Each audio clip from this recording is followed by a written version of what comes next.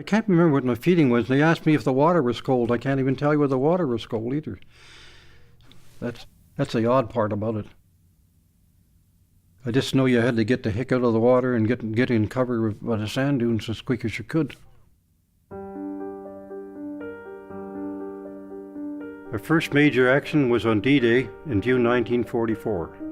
I took part in all the major battles from there through Northwest Europe until we finished up in Holland in April 1945. I think memories is part of your body makeup, and some things you like to bury them. And a lot of times I don't even think about them. You know, you wake up in the middle of the night, what the heck was that, you know? Why did you wake up in the middle of the night? Something startled you, yeah. Our boat hit a mine and we got hit by a shell and we were dropped off in the water and I had to swim up about 200 yards out. I actually grabbed onto one of those obstacles in the water because I swallowed a lot of water and I thought I had the biscuit. And I went a couple feet further and I grabbed that and got my breath back and then I swam in the rest of the way. There's a few people floating in the water, you just grab their packs and run in with it, you know, pull them in. And normally they told you, you don't stop and help anybody, you just keep going, but I think you're too dumb to be scared. Things happen so fast, and so much happened so fast. I dragged this Corporal Martin up to the pillbox, but he was pretty well shot up, and he said, "Hold me, I'm cold." And I said I held him a bit, and he died right then because he was all shut up in the stomach. He was gone in about 1 minute. All kinds of things that run through your mind, like the family, what it was like, where he was from. It's just in a flash you start thinking of those things. You think all kinds of things, family things you think about, right?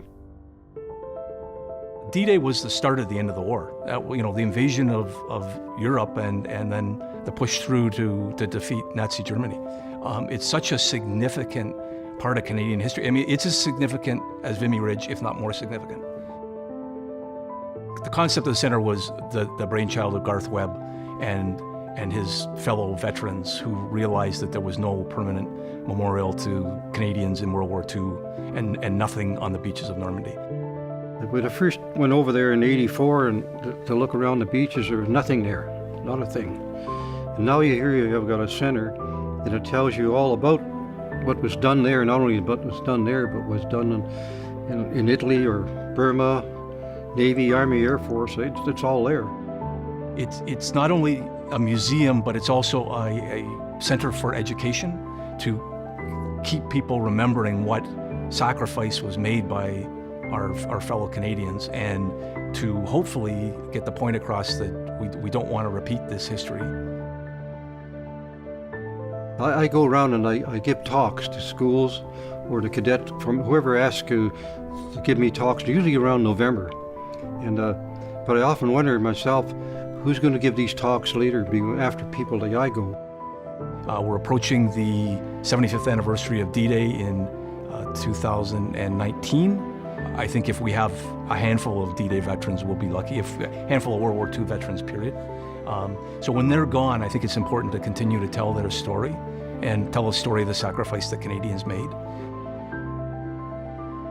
Private donations plays a huge role in allowing the Juno Beach Center to continue to tell the story of the sacrifice of our fellow Canadians in World War II. We need to be able to keep telling that story.